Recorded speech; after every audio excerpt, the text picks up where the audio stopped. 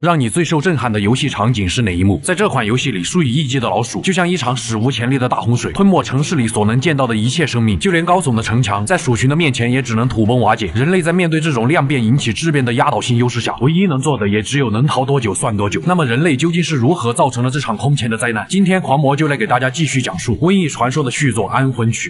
在前作中，阿米西亚与弟弟雨果打败了企图利用上古恶魔统治世界的宗教审判所，成功的救出了母亲，报了杀父之仇。老鼠们也因为雨果暂时压制住了体内名为马库拉的上古恶魔，从而回到了地下之中。他们一行4人离开了支离破碎的家园，经过近1年的时间，辗转来到了法国南部的沿海地区。因为之前的冒险和相处，阿米西亚下定了决心，不惜一切代价也要在这个残酷的世界中保护好自己的家人们。可天不随人愿，一次阿米西亚和雨果不慎闯入养蜂人的地盘，亲眼目睹了他们杀害平民的一幕。敌人为了杀人灭口，将姐弟2人逼到了绝境。雨果为了保护姐姐解除了封印，唤醒体内的恶魔马库拉，再次召唤了老鼠。就在雨果昏迷的期间，他梦见了一座拥有着双峰山的岛屿，并一路跟随着一只红色的不死鸟来到了岛屿中心的水池边。在接触到水池后，雨果身上代表马库拉的印记逐渐消散。在雨果看来，这座神秘的岛屿或许有着能够治疗好他的方法。醒来以后，他将这个做过不止一次的梦告诉了家人们，但一行人并不知道雨果口中的神秘岛屿在哪里，只能先前往附近的红城寻求炼金学会的帮助。母亲深知一旦马库拉彻底苏醒，那么作为宿主的雨果也将会面临死亡，而炼金学会研究恶魔马库拉已经数百年，或许他们能够提供一些帮助。一行4人来到繁华的红城，准备稍作休息，但因为雨果再次唤醒马库拉的原因，导致他陷入沉睡后身体情况越发糟糕。于是阿米西亚当即带着卢卡斯一起前去寻找学会的负责人福登学士。路上他们偷偷穿越已经被士兵封锁的竞技场，竟然在这里意外发现，原来红城的另一边几乎都是被鼠疫感染致死的平民。士兵封锁这里正是为了防止鼠疫传播。可以想象此时红城的地下隐藏了多少老鼠。不料中途他们遭遇了一伙雇佣兵，这些人也在寻找福登学士。为了逃脱雇佣兵的追杀，他们甚至再次遭遇了鼠群。好在一路上有惊无险，2人终于还是找到了这位福登学士。福登在见到阿米西亚后，将他称之为保护人，雨果则被他叫做邪者。而在福登房间的壁画上，这是雨果梦境中的双峰山。这个发现似乎证实了那座神秘海岛的存在。在福登见到雨果后，当即就把所有人赶了出去，并立马开始对雨果施展了感恩治疗。房间里传来雨果痛苦的呼喊，门外的阿米西亚担忧不已，但碍于这是目前唯一能够治疗好雨果的方法，阿米西亚也只能忍气吞声，并与卢卡斯再次启程，前往城外寻找能够缓解雨果痛苦的颠茄。他们强忍恶臭，穿过堆放牲口下水的地方。此时不管是隔离区还是城外，都已经被老鼠占据。中途卢卡斯险些死在了红城士兵的手里，可能是一路上悲惨的遭遇，再加上雨果越发严重的病情，阿米西亚在面对士兵围剿的时候情绪失控，他疯狂地挥动手里的投石锁，将所有出现在他面前的士兵通通杀死。可这个举动害得他与卢卡斯一起被抓获。好在沉着冷静的卢卡斯重新安抚好了阿米西亚的情绪，2人抓住机会逃出了监狱，并冒险穿过城墙的外围，在士兵的仓库中找到了颠茄，再将颠茄带回以后，暂时缓解了雨果的痛苦。但福登却告诉了众人一个不愿听到的消息，雨果已经达到了最后的临界点，等待他的只能是死亡。而他距离死亡越近，马库拉的力量就会越加的强大。为今之计，只能将雨果隔离在马赛城的学会总部，让他静待自己的死亡。福登也已经安排好人手接应他们乘船前去马赛。闻听此言，阿米西亚当即就提出了雨果梦境中的岛屿，或许那里能够有治疗方法。但福登只是说这不过是小孩子的幻想罢了，气得阿米西亚当场口吐芬芳。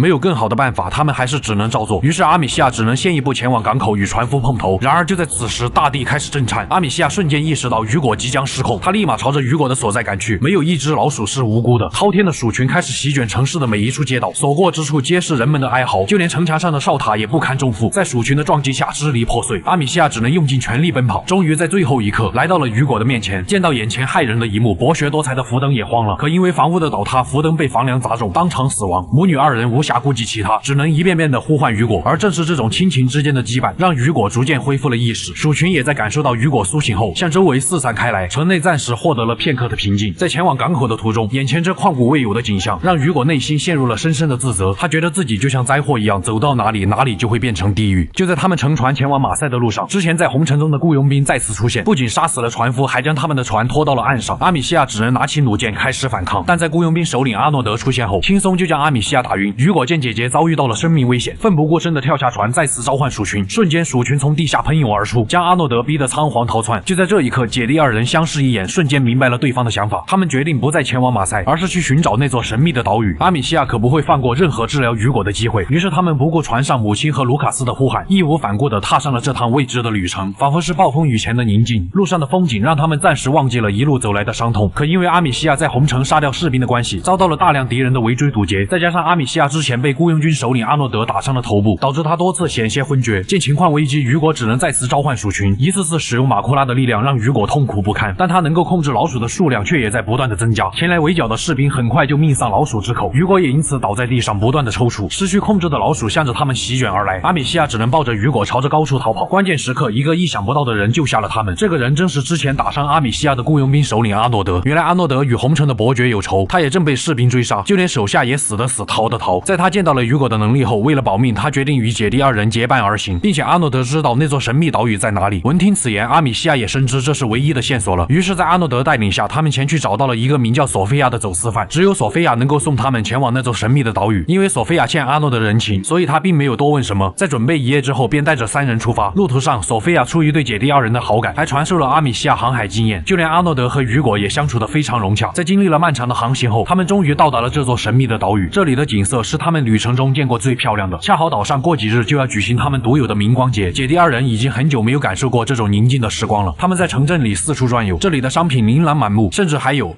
可当他们来到岛上伯爵演讲的现场后，阿诺德也暴露了他的真实目的。原来他和雨果早已达成了交易，只要带他们来到这里，雨果就需要帮助阿诺德杀掉伯爵，而这个伯爵正是之前追杀阿诺德的人。阿米西亚见到这一幕后，立即上前阻止。阿诺德见雨果迟迟不肯动手，于是当即拔剑冲上了演讲台。但阿米西亚可不想，刚上岛就被守卫追杀，于是犹豫再三过后，他趁机偷袭阿诺德，制止了这场闹剧。伯爵本想赶尽杀绝，但这时伯爵夫人及时赶到，只是淡淡的一句话就让伯爵收起了杀心。夫妻俩借坡下驴，当即邀请姐弟二人前往家中做客。他们在伯爵的家中受到了盛情款待，不但有美味的食物，还有一张能够随便跳的床，他们也终于能够安心的休息一晚了。一夜过后，姐弟二人开始了探索岛屿。他们出门便遇见了早已等候多时的索菲亚。索菲亚并没有对二人有任何怨言，似乎她本就不太相信阿诺德。而在之后，姐弟二人受邀参加光明节仪式，揭开了这座岛屿的神秘面纱。原来岛屿上信奉的是一个名叫于禁灵童的神灵，而这个所谓的灵童正是恶魔马库拉的携带者。岛上的居民被伯爵夫妇迷惑，认为灵童会给他们带来更美好的事物，而这个灵童一旦出现，将会成为伯爵夫人的儿子，并守护这座岛屿。但阿米西亚深知弟弟雨果正是那个邪者，邪者不会带来他们信奉的美好事物，只会带来瘟疫和死亡。在仪式举行的过程中，他们偷偷的开始了深入调查。雨果也见到了梦中能够治愈他的水池，但在接触水池后并没有起到任何效果。然而他们并没有死心，随着调查的深入，他们发现了更多的秘密。原来每隔几百年便会出现一名体内有恶魔马库拉的孩童，他们将之统称为邪者，就像是宿命一般，邪者的身边总会有一名保护人的出现。而在姐弟二人之前几百年便早已有了相似的人出现，他们所在的岛屿深处便是曾经的炼金学会的总部。炼金学会因为当时无法阻止马库拉在上一任邪者体内苏醒，再加上对这种能力的恐惧，于是他们破罐子破摔，将邪者隔离在了地下深处。而当时的保护人为了救出邪者，选择以一人之力与整个学会对抗，但他最终还是倒在了路上。失去保护人的邪者陷入了疯狂，选择让马库拉完全占据自己的意识，可因为铁链将他牢牢禁锢，直到死前留在他脸上的也只有愤怒和不甘。正是学会的这一神操作，导致了著名的查士丁尼大瘟疫。这场瘟疫夺走了1亿人的生命。在得知真相以后，雨果险些情绪失控，好在阿米西亚及时安抚，才勉强让雨果保持了理智。当他们回到伯爵府以后，母亲和卢卡斯竟然找到了这里，一家人得以再次团聚。事到如今，雨果没有了任何治疗的希望，他们也决定前往一处安全的地方，陪着雨果快乐地度过余生。但伯爵却在这个时候单独召见了阿米西亚，而伯爵也在此时露出了他真正的面目。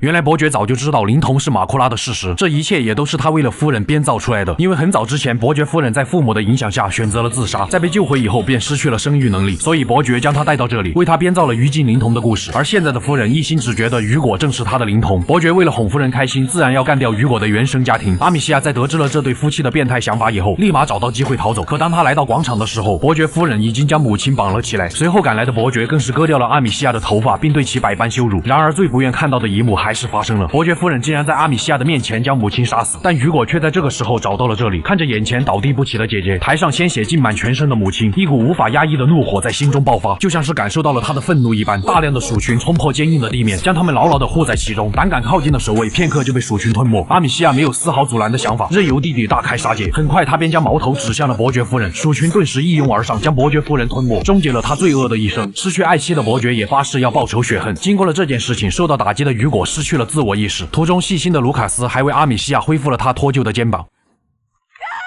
好了，这下彻底废了。之后，阿米西亚一直在耐心的劝导和安慰雨果，才让其逐渐恢复了理智。醒来的第一件事，雨果便带着阿米西亚和卢卡斯前去救出了即将被绞死的阿诺德。众人逃回船上，准备回到阿米西亚的家族在山里留下的老房子过隐居的生活。但这时，早已留了心眼的伯爵追击而来，靠着大量的人手，他们占领了一行人所在的船只。战斗中，索菲亚和卢卡斯掉入了海中，阿米西亚不幸中箭昏死过去。雨果误以为姐姐当场身亡，心中唯一留存的理智瞬间崩塌。他不顾一切的召唤鼠群，但在大海之上哪里又会有老鼠呢？伯爵很快打晕了雨果。阿诺德见情况不妙，当即带着阿米西亚跳进了海中。就在他们爬上马赛城边的海岸后，伯爵安排人手将雨果带到了马赛城内，而他自己则继续追杀阿米西亚等人。然而此时的雨果已经彻底向马库拉妥协，黑雾在城内喷薄而出，瞬间遮蔽了整片天空。阿诺德为了帮助阿米西亚尽快见到弟弟，直接无视伯爵手中的长剑，强行以付出生命的代价摘下了他的头盔。阿米西亚则趁机杀掉了伯爵这个罪魁祸首，而阿诺德临死前只是淡淡的说道：“雨果是个好孩子。”没有时间悲伤，阿米西亚在与索菲亚和卢卡斯会合以后，当即驾驶马车向着城内赶去。一路上都是向着城外逃命的平民，城内此时已经没有一个活人了。随着一阵剧烈的颤动，城墙就像被洪水冲开的堤坝一般，无数的老鼠喷涌而出，向着他们所在的马车冲去。阿米西亚利用马车上的喷火器不断阻挡鼠群的进攻，好在还是摆脱了鼠群，三人终于得以进入城内。此时的城内几乎被夷为平地，以白色圆球为中心，鼠群就像海浪一般向着外部扩散。阿米西亚知道雨果此时一定就在白色圆球内，他当即带上卢卡斯，借着残垣断壁的阻挡，终于来到了圆球之内。但他也与卢卡斯走散，似乎是进入到了幻境中。他在这里不断的寻找着雨果的踪迹，他在路上所遭遇的一切，都是雨果为了让他不要再为了自己奋不顾身，有时候选择放弃也未尝不可。就在阿米西亚理解了弟弟的用意以后，雨果最后一丝残存的意识出现在了他的面前。如今唯一能够阻止马库拉的方法，只能是杀死雨果。阿米西亚唯一能够保护雨果的方式，便是让他从痛苦中解脱，这也是他最后一次保护弟弟了。阿米西亚颤抖着双手，缓缓地拿出了投石锁。如有来生，我还想再做一次你的姐姐。